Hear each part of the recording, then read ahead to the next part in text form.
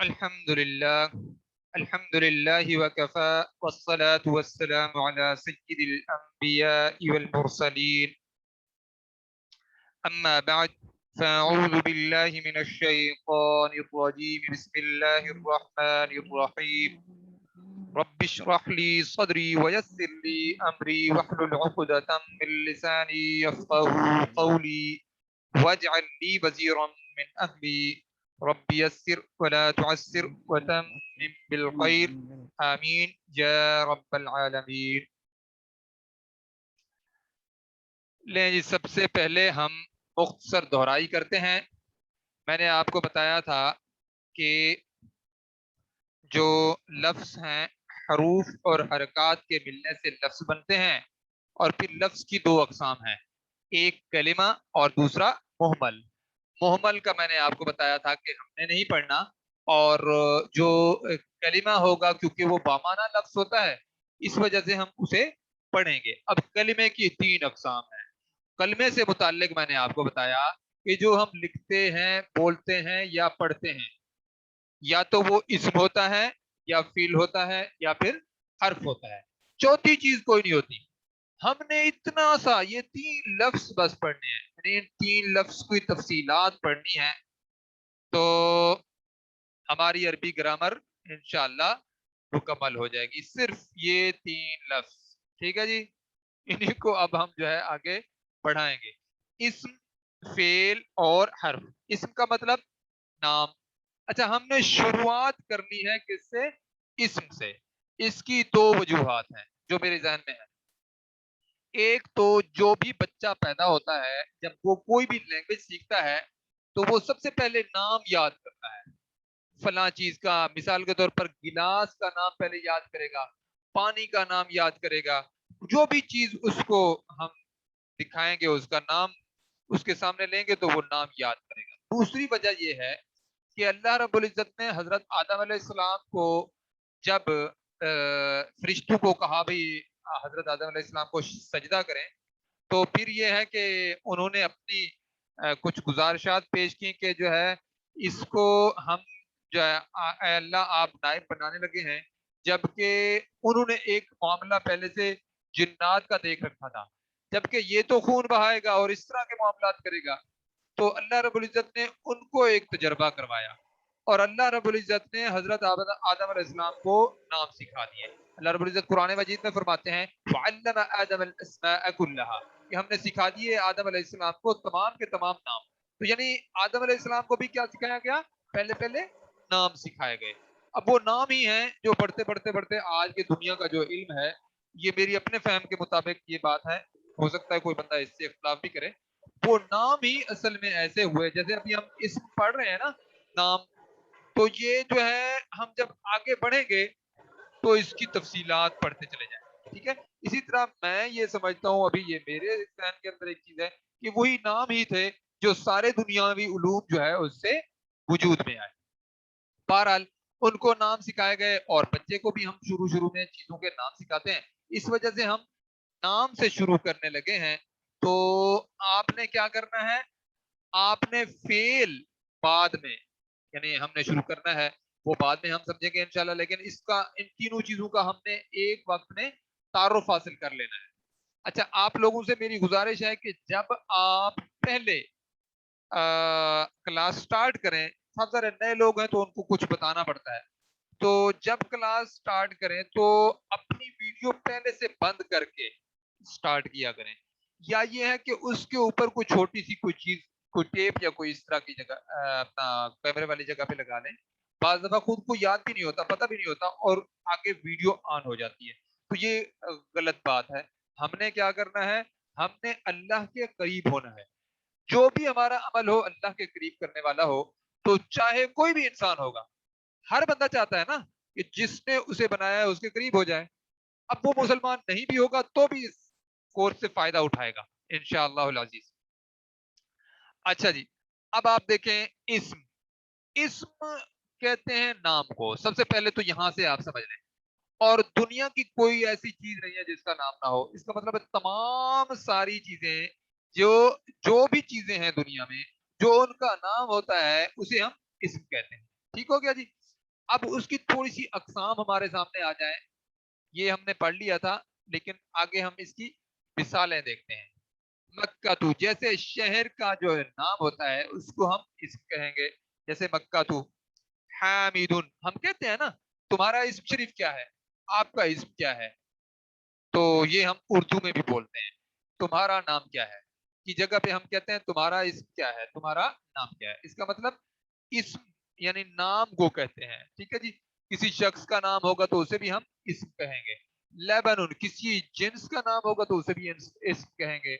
کسی صفت کا نام ہوگا جیسے فاسقن یا حسن تو اسے بھی ہم کیا کہیں گے, اسم کہیں گے. اور قتل کسی مصدر یعنی کسی فعل کا نام ہوگا تو اسے بھی ہم اسم کہیں گے. اور ہوا کسی ضمیر پروناؤن کو بھی ہم اسم سمجھتے ہیں عربی میں. ٹھیک ہے جی. فعل کی مثالیں.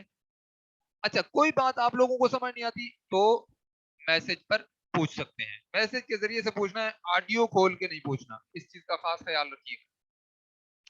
قرأ اس ایک مذکر نے پڑھا. دیکھیں اس کے اندر دو چیزیں آ گئی ہیں. جو فعل ہوتا ہے اس کے اندر دو چیزیں آتی ہیں, ایک تو بامانہ ہو اور دوسرا اس کے اندر کوئی نہ کوئی زمانہ پایا جائے, یعنی ماضی, حال یا مستقبل. ان دو تینوں زمانوں میں سے کوئی ایک زمانہ پایا جائے. قرأ کا مطلب اس ایک مذکر نے پڑھا.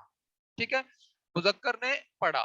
اس کا مطلب کیا ہے, یہ پہلے کی بات ہے, پڑھ چکا ہے وہ, اس کی بات ہو رہی ہے. اس ایک مذکر نے پڑھا, اس کا مطلب ہے ماضی کا زمانہ اس میں موجود ہے. ٹھیک ہے جی. تو یہ فعل ہے. پڑھنا, پڑھنا ایک کام کرنا ہی ہے نا اصل میں. فتح اس ایک مذکر نے کھولا. ٹھیک ہے, کھولنا ایک کام ہے نا, تو یہ فعل کی پہچان ہے. اسی طرح یکتبو, کتبہ اس ایک مذکر نے لکھا, یکتبو وہ ایک مذکر لکھتا ہے یا لکھے گا. ٹھیک ہو گیا. تو یہ لکھے گا, یہ جو مضارع ہے نا اس کو ہم نے ایک اس کا ماضی کا صیغہ ہوتا ہے, دوسرا اس کا مضارع کا ہوتا ہے. تو عربی کے اندر دو زمانے استعمال ہوتے ہیں. ماضی کے لیے ایک زمانہ استعمال ہوتا ہے اور مضارع کے لیے اپنا یعنی مستقبل کے لیے ایک زمانہ استعمال ہوتا ہے جو کہ حال اور مستقبل دونوں کا معنی دیتا ہے. اچھا جی. یا کلو وہ ایک مذکر کھاتا ہے یا کھائے گا, یعنی کھاتا ہے کا معنی بھی دے گا اور کھائے گا کا معنی بھی دے گا, ایک فعل یعنی مضارع کا فعل. اچھا جی. اسی طرح اذهب یہ حکمیہ بات ہے, تو جا یہ بھی فعل میں آئے گا. اب آ گئی جی حرف کی مثالیں. حرف کی مثالیں کیا ہیں؟ من, من کا مطلب سے. سے کی میں جتنی رٹ لگاتا رہوں آپ کو اس کا معنی واضح نہیں ہوگا, اس کا مفہوم سمجھ نہیں آئے گا, اس کا مطمع نظر آپ کو نہیں سمجھ آئے گا, اور اس کا مافی الضمیر جو یہ آپ کو بتانا چاہتا ہے یہ سمجھ نہیں آئے گا جب تک آپ کسی اسم یا فعل کے ساتھ اسے اٹیچ کر کے نہ لگائیں. اسی طرح الا کا مطلب تک, تک تک تک کی جتنی میں رٹ لگاؤں آپ کو پتا نہیں چلے گا. اسی طرح فی کا مطلب میں جتنی مرضی کرتا رہوں تو آپ کو اس کی بات کیا فی کیا کہنا چاہتی ہے آپ کو اس کا پتہ نہیں چلے گا. جب اس کے ساتھ کوئی لفظ ملا دیں گے, مثال کے طور پر من کے ساتھ المسجد کو لگا دیں گے تو پھر مفہوم آپ کو سمجھ آئے گا. من المسجد, مسجد سے. اب سے کا معنی ہمیں واضح ہوا ہے. یہاں پہ سے کر رہے تھے نا, کوئی پتہ نہیں تھا, لیکن مسجد سے اب یہ بات مکمل ہوئی ہے. ٹھیک ہے, ویسے تو یہ بھی مرکب ہے, ابھی یہ مکمل بات نہیں ہے لیکن ایک مرکب بنا ہے. کچھ بات آپ کو ادھوری بات صحیح لیکن کچھ سمجھ تو آیا ہے نا. اچھا جی. اسی طرح الا کو جب ہم البیتی کے ساتھ لگائیں گے تو الی البیتی بن جائے گا. ٹھیک ہے, گھر کی طرف. فی المدرستی, فی کا مطلب میں, مدرستی مدرسے میں. دیکھیں بات کوئی سمجھ آئی ہے نا, یہی چیز ہے. اب آپ کے سامنے یہ تین چیزوں کی کا تعارف آ گیا ہے. اسم کیا ہے؟ اسم نام کو کہتے ہیں. فعل کیا ہے؟ کام کو کہتے ہیں. وہ کام جس کے اندر زمانہ بھی پایا جائے. اسم کیا ہے؟ جس کے وہ نام جس کے اندر زمانہ نہ پایا جائے. یہ بھی تو ایک فعل ہے نا, لیکن یہ وہ نام ہے جس کے اندر زمانہ نہیں ہے. اگر اس کے اندر زمانہ آ جائے گا تو یہ فعل بن جائے گا. قتل مار ڈالنا، تو یہ اس کو مصدر کہتے ہیں. لیکن اگر میں کہوں قتل اس ایک مذکر نے مارا تو یہ فعل بن جائے گا. ٹھیک ہو گیا. اب آپ نے دونوں چیزیں دیکھ لی.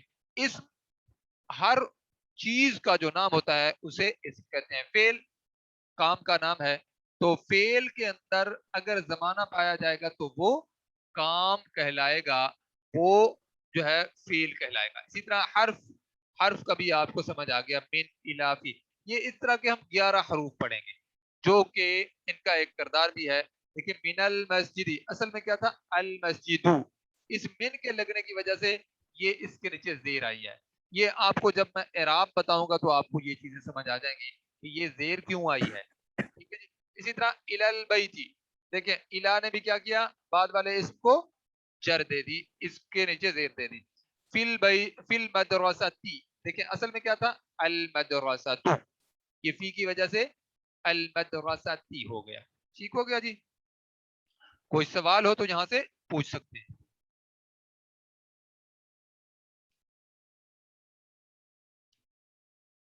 اچھا جی. اب آپ نے اعراب پڑھنا ہے. اعراب کی ضرورت کیوں پیش آئی یہ میں آپ کو بتاتا ہوں. دیکھیں حرکات کہتے ہیں زبر زیر زبر پیش یا کسرہ فتحہ اور ضمہ کو، یا تنوین ضمہ تعین کو کہتے ہیں. ضمہ تعین فتح تعین اور کسرہ تعین کو جو ہے تنوین کہتے ہیں. ٹھیک ہے جی. کسی لفظ کے آخری حرف کی حرکات، جو بھی حرکت ہوگی اسے اعراب کہتے ہیں. حرکات کیا ہیں؟ زبر زیر پیش یا تنوین کو کہتے ہیں. لیکن جو اعراب ہے نا اس میں کیا فرق ہے؟ کسی لفظ کے آخری حرف کے اوپر جو بھی حرکت ہوگی، یعنی جو حرکت ہوگی، جیسے یہ حرکات ہیں، جو بھی حرکت ہوگی اس کو ہم کیا کہیں گے؟ اس لفظ کا اعراب کہیں گے. اچھا الکتاب، الکتاب. اب اس کے اوپر جو یہ شروع میں آ رہی ہیں، یہ 3 حرکات ہیں. دیکھیں زبر زبر زیر، یہ حرکات ہیں. عربی میں اسے کیا کہتے ہیں؟ فتح. اور زیر کو کیا کہتے ہیں؟ کسرہ. اور پیش کو کیا کہتے ہیں؟ ضمہ. ٹھیک ہے جی. تو یہ اس جو لفظ ہے اس کی یہ 3 حرکات ہیں. جبکہ یہ چیز کیا ہے؟ یہ سکون کی علامت نہیں. یہ بتا دیتا ہوں پہلے آپ کو اعراب. اور یہ جو آخری حرف کے اوپر پیش ہے نا، یہ بھی تو ایک حرکت ہے نا، لیکن آخری حرف پر ہے تو اسے اعراب کہتے ہیں. اور اب اس کا دیکھیں یہ کیا چیز ہے؟ یہ سکون کی علامت ہے. اس کو سکون. اب آپ کے سامنے آ گیا یہ بھی حرکت ہے، یہ بھی حرکت ہے، یہ بھی حرکت ہے. یہ سکون کی علامت ہے. یہ ہے تو حرکت، لیکن اس پورے لفظ کا یہ اعراب بھی کہلائے گی. حرکت بھی ہے کیونکہ یہ متحرک ہے، ایک پیش ہے، اسے ہم حرکت بھی کہہ سکتے ہیں. لیکن آخری حرف پر جو ہوگی، جو بھی حرکت ہوگی، اس کو ہم اس لفظ کا، پورے لفظ کا اعراب کہیں گے. اب اعراب کی ہمیں ضرورت کیوں پڑتی ہے یہ ہم انشاءاللہ آگے پڑھیں گے. ضروری لازمی ٹاپک ہے یہ ہماری عربی گرامر کا. تو یہ اب ہم نے اس پڑھنا شروع کیا ہے تو اس کی پہلی جو بہت اہم چیز ہے وہ کیا ہے؟ وہ اس کا اعراب ہے. یہ میں آپ کو ساتھ ساتھ بتاتا چلا جاؤں گا.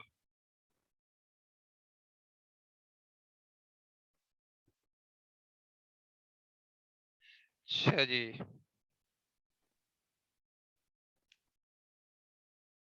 اچھا اسی طرح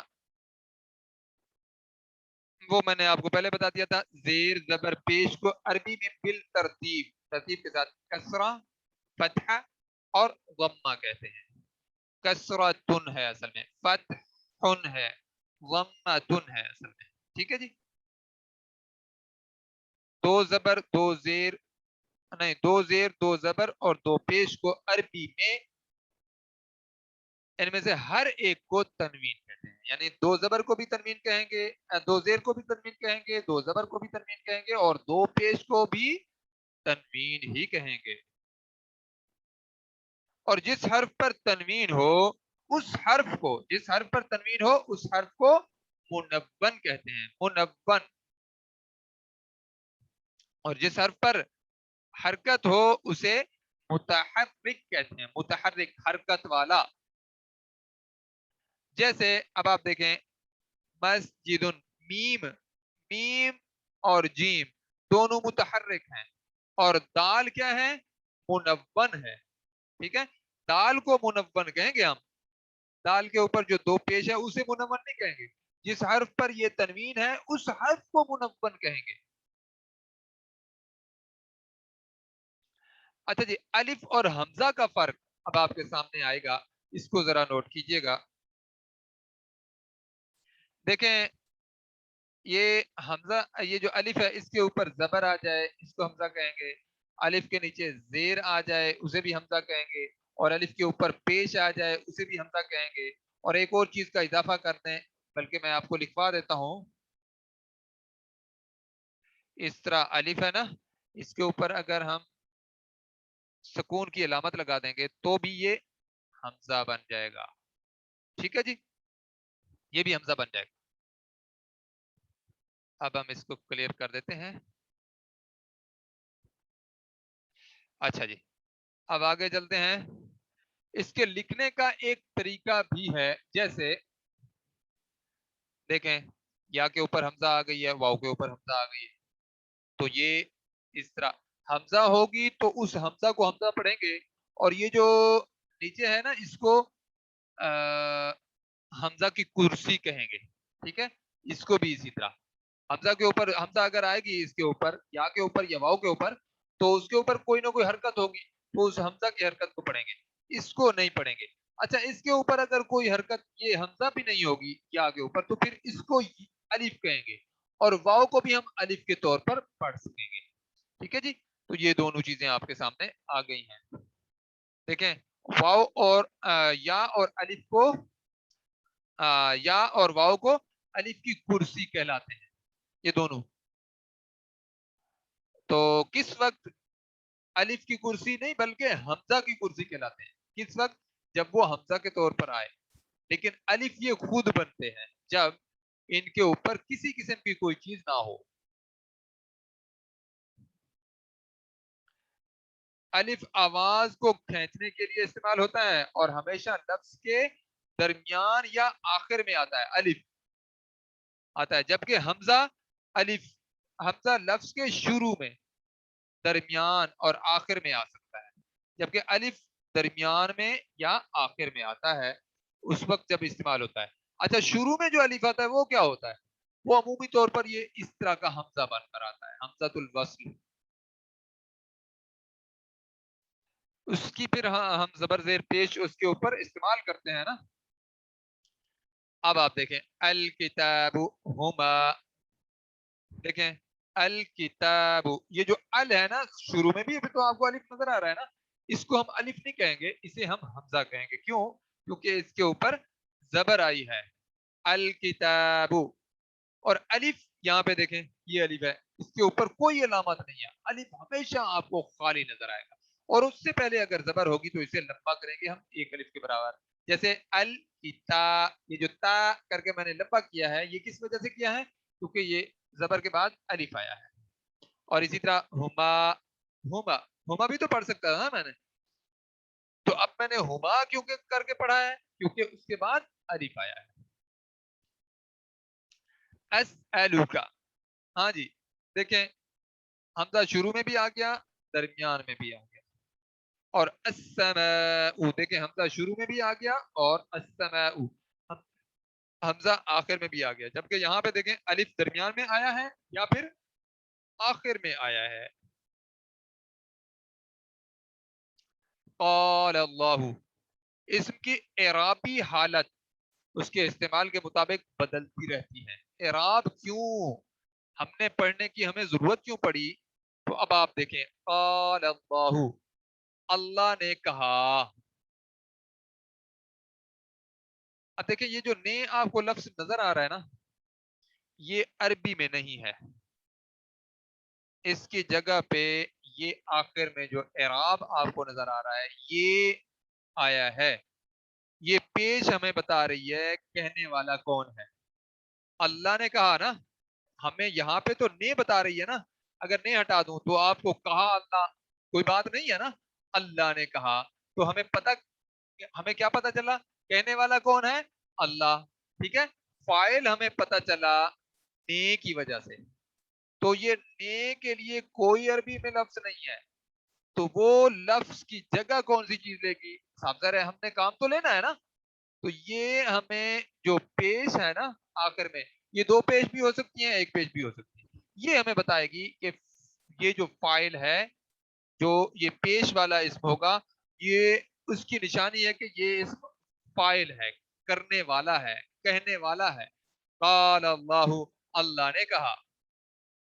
اچھا یہ فائل ہو گیا نا اللہ.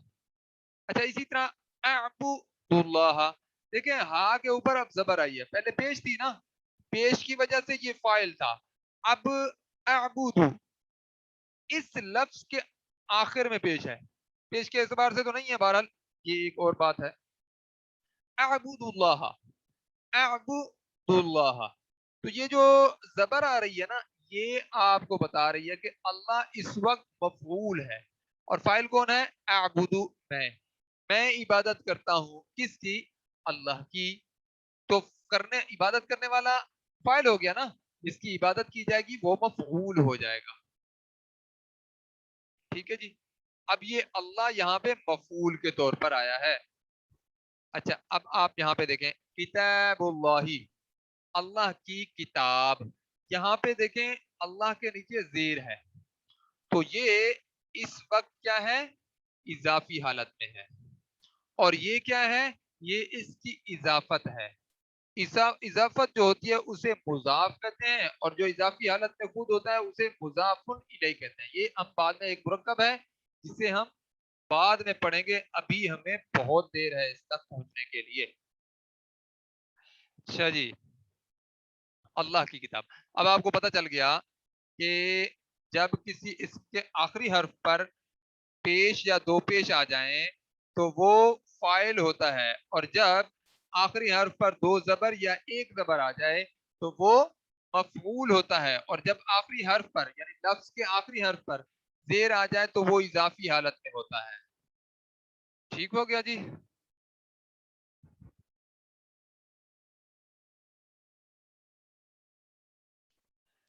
خراج سلیمان, یہاں پہ جو نکلنے والا ہے وہ کیا ہے, سلیمان. خراج سلیمان, سلیمان نکلا, اس کا مطلب فاعل سلیمان ہوا نا, اس نے یہ عمل کیا, نکلنے کا عمل سلیمان نے کیا, تو یہ فاعل ہے, اور یہ پیش ہمیں بتا رہی ہے کہ یہ فاعل ہے. اب ذرا غور کیجئے گا, یہ فاعل ہے. اب ہم کہتے ہیں اخراجا, اس ایک مذکر نے نکالا, سلیمانا, سلیمان کو, جس کو نکالا گیا وہ مفعول ہو گیا نا.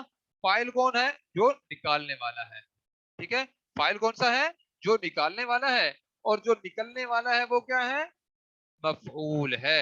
اور مفعول کی نشانی کیا ہے, آخر میں ایک زبر. اچھا یہ جو میں نے آپ کو آخری حرف پر حرکت بتائی ہے نا, یہ واحد اسما کے لیے ہوگا, واحد اسم ہے, وہ اس کو ہم پہچانیں گے.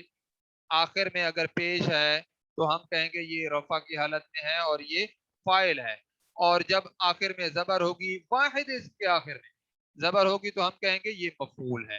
لیکن دو بن جاتا ہے یا جمع کے اندر جب جائے گا تو اس کا اعراب یعنی فاعل ہونا, مفعول ہونا, اس کی شکل اور ہو جائے گی, وہ شکل سے بھی ہم پہچانیں گے انشاءاللہ. اچھا جی, اب یہاں پہ کیا ہے, نکالا اس نے, اس ایک مذکر نے نکالا, کس کو, سلیمانہ, سلیمان کو. اب یہ جو نہ ہے نا, یہ ہمیں بتا رہی ہے کہ یہ سلیمان اس وقت مفعول ہے, جبکہ یہاں پہ ہمارے پاس کیا ہے, وہ ہمیں بتا رہا ہے کہ نکلنے والا سلیمان ہے, اور نکالا اس نے یعنی اس کیا ہے, فاعل ہے, اور نے ہمیں بتا رہا ہے کہ اس فاعل ہے, وہ فاعل ہے, اور سلیمان کو ہمیں بتا رہا ہے کہ سلیمان مفعول ہے. ٹھیک ہو گیا. اب دیکھیں قلم سلیمانہ, سلیمان کی قلم, تو یہ سلیمانہ جو ہے اس وقت جر کی حالت میں ہے، یعنی اضافی حالت میں ہے، لیکن اس کے اوپر اس وقت زبر ہے، یہاں پہ زیر ہے نا، یہاں پہ زبر ہے. یہ چیز بھی ہم نے الگ سے سمجھنی ہے. کچھ اسما ایسے ہوتے ہیں، ہوتے تو اضافی حالت میں ہیں لیکن وہ زیر قبول نہیں کرتے. جیسے ہر گھر کے اندر بعض دفعہ ایک ضدی بچہ ہوتا ہے، تو پھر بعض جو ہے بچے ایسے ہوتے ہیں نا، وہ کہتے ہیں بھائی میں نے فریج کے اندر جو بھی چیز ہے اس نے کھا لینی ہے. وہ بچے ہیں، بہن بھائی ہیں، ان سے بھی کبھی کوئی چیز چھین لینی ہے. یا یہ ہے کہ کوئی بھی کام ہوگا اس میں وہ ضد کرے گا، سائیکل ایک ہوگی تو وہ کہے گا نہیں میں نے چلانی ہے. تو اس طرح کا جو ہے ایک آدھ بچہ ہر گھر کے اندر، تقریباً ہر گھر میں نہیں عمومی طور پر ہوتا ہے. تو وہ ایک ہوتا ہے. تو یہ بھی آپ کو اس طرح کے یہاں پہ بھی چیزیں نظر آئیں گی. یہ مثال بعض دفعہ اس طرح کی اس لیے دی جاتی ہے کہ وہ بات انوکھی الگ سے بات ہوتی ہے تو وہ بات دماغ میں بیٹھ جاتی ہے. لے جی اب ہم آگے ایک اور مثال دیکھتے ہیں. ضرب موسیٰ زیدن. ٹھیک ہے. اب موسیٰ ایک ایسا اسم ہے جو تینوں حالتوں میں ایک جیسا رہے گا. فاعل ہوگا تو بھی اس کی شکل یہ ہوگی، اور مفعول بن کر آئے گا تو بھی اس کی شکل ایک جیسی ہوگی، اور اگر اضافی حالت میں ہوگا تو بھی اس کی شکل ایک جیسی ہوگی. یہ بھی ہم انشاءاللہ تفصیل سے سمجھیں گے. میری کلاس ہو رہی ہے. اچھا موسیٰ جو ہے، تھوڑی دیر میں بات. اچھا موسیٰ جو ہے یہاں پہ فاعل کے طور پر یہاں پہ کیوں کیسے پتا چلا ہمیں؟ کیونکہ آگے مفعول زیدن آپ کو نظر آ رہا ہے. کیونکہ دیکھیں یہ نصب کی حالت میں ہے. ضرب موسیٰ، موسیٰ نے مارا، زیدن، زید کو. ٹھیک ہے جی. اب آپ دیکھیں ضرب موسیٰ زیدن. اب آپ دیکھیں زیدن کے آخر میں دو پیش آئی ہے. تو یہ دو پیش ہمیں بتا رہی ہیں کہ فاعل اس وقت جو ہے وہ زید ہے. ضرب موسیٰ زیدن، ترجمہ کیا ہوگا؟ زید نے مارا کس کو؟ موسیٰ کو.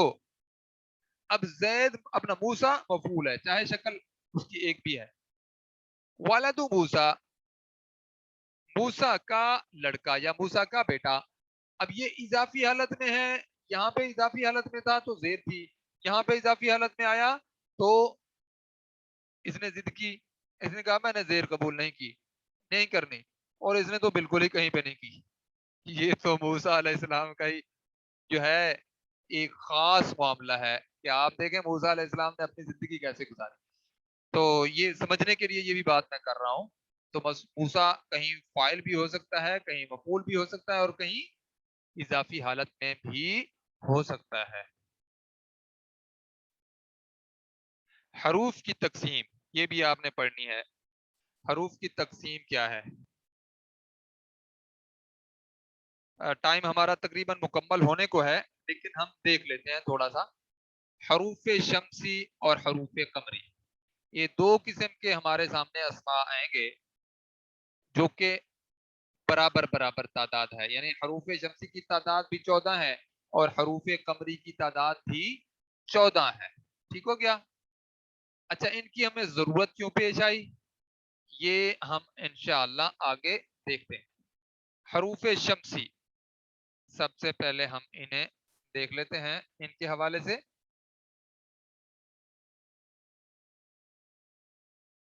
دیکھیں ال کے بعد اگر ان 14 حروف میں سے کوئی حرف آ جائے، یعنی یہ الف اور لام ساکن کے بعد اگر ان 14 حروف میں سے کوئی بھی حرف آ جائے تو ہم کیا کریں گے؟ ال کا لام نہیں پڑھیں گے، ال کو خالی کر دیں گے. الشمسو کی بجائے الشمسو پڑھیں گے. یا یہ دیکھیں والشمسو، والشمسو پڑھیں گے. یہ جو درمیان میں حمزہ وصلی ہے اس کا بھی قاعدہ میں آپ کو بتا دوں. یہ ال کے ساتھ عمومی طور پر الف ہوتا ہے. ٹھیک ہے. اس الف کو حمزہ وصلی کہتے ہیں. اس کے پیچھے جو ہی اس کو پتہ چل جائے کہ پہلے کوئی حرف آیا ہے اس نے فوراً اپنے ہتھیار گرا دینے ہیں. ٹھیک ہے. اور یہ کیا کرتا ہے؟ یہ خالی ہو جاتا ہے اور اس سے پہلے جو بھی حرف ہو وہ بعد والے حرف کے ساتھ ملائیں گے، جیسے وشمسو، اور یہ جو رکاوٹ ہوتی ہے نا یہ اس کو اصل میں دور کیا جاتا ہے، وشمسو کی بجائے وشمسو، پڑھنے میں آسان ہے نا، وشمسو وشمسو۔ اسی طرح اگر ال کے بعد حروف قمری، یہ جو بعد میں آنے والے حروف ہیں، ان میں سے کوئی حرف آ جائے تو ال کا لام ہم پڑھیں گے، جیسے القمرو۔ اب نشانی کے طور پر آپ نے الشمسو ایک ذہن میں رکھنا ہے اور القمرو ایک لفظ ذہن میں رکھنا ہے۔ اگر حروف قمری کی بات آئے گی تو القمر آپ کے ذہن میں آئے گا، آپ کو یاد آ جائے گا کہ حروف قمری والے ال جو ہے پڑھے جاتے ہیں، اور حروف شمسی میں سے کوئی حرف آ جائے گا تو الشمسو آپ کے ذہن میں ہوگا، تو آپ یہ ذہن میں رکھیے گا، تو لام آپ کو پتہ چل جائے گا، آپ کو پتہ ہے کہ پہلے سے کہ ال کا لام ہم نے نہیں پڑھنا، ٹھیک ہو گیا۔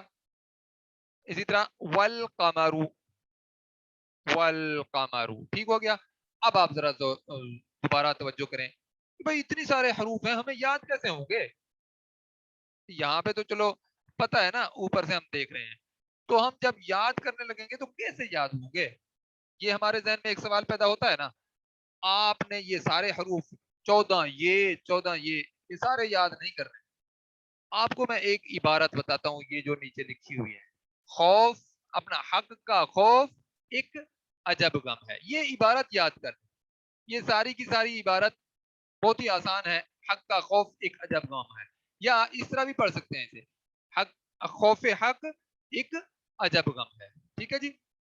تو کیا ہوگا، اس کے اندر جتنے حروف ہیں سارے کے سارے حروف قمری ہیں۔ اچھا اگر آپ کو حروف قمری آتے ہیں تو باقی جتنے بچتے ہیں وہ سارے کے سارے حروف شمسی ہیں، تو آپ کو حروف شمسی یاد کرنے کی ضرورت نہیں ہے، بس آپ حروف قمری یاد کر لیں، اور آپ کو حروف قمری بھی یاد کرنے کی ضرورت نہیں ہے، اگر آپ یہ عبارت یاد کر لیں تو حق کا خوف ایک عجب غم ہے، حق کا خوف ایک عجب غم ہے، یا خوف حق ایک عجب غم ہے، ٹھیک ہو گیا جی۔ تو میرے خیال میں آج کا ہمارا سبق 11 نمبر سلائیڈ تک ہے، یہاں تک آج ہم جو ہے اختتام کرتے ہیں۔ میں دعا پہلے پڑھ لیتا ہوں، پھر ایک بات چھوٹی سی ہے وہ بھی کر لوں گا۔ سبحانک اللہم و بحمدک نشہد ان لا الہ الا انت نستغفرک و نتوب الیک۔ اچھا اب آپ کو نا میں یہ سلائیڈ PDF کی شکل میں بھیجوں گا، آپ نے کیا کرنا ہے، آپ نے کل یا آج ہی، جن کے پاس ابھی وہاں پہ دن ہے تو وہ اسی وقت ان کی کاپی کروا لیں، کاپی کروا کے اپنے سامنے رکھیں اور نوٹس انہی کے اوپر بنائیں، تاکہ آپ کے سامنے کوئی بھی چیز آئے دوبارہ دہرائی کریں تو آپ اپنے آپ کے نوٹس اگر گم ہو جاتے ہیں تو وہ گم نہ ہونے پائیں، ان کو آپ دیکھیں اور انہی سے ہی تیار کرتے چلے جائیں، ٹھیک ہو گیا۔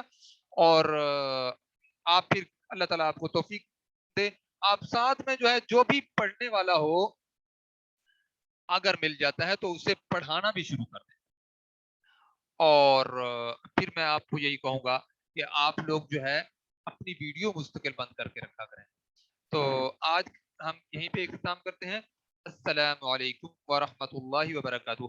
اپنی حاضری لگانا نہ بھولیے گا، اور جن لوگوں کو ابھی تک رول نمبر نہیں ملا میرے سے رابطہ کرنے، میرے ذاتی نمبر پر، گروپ کے اندر نہیں لکھنا کچھ بھی، ٹھیک ہے جی، تو میں ان کو پھر رول نمبر بھیج دوں گا۔ السلام علیکم ورحمۃ اللہ وبرکاتہ۔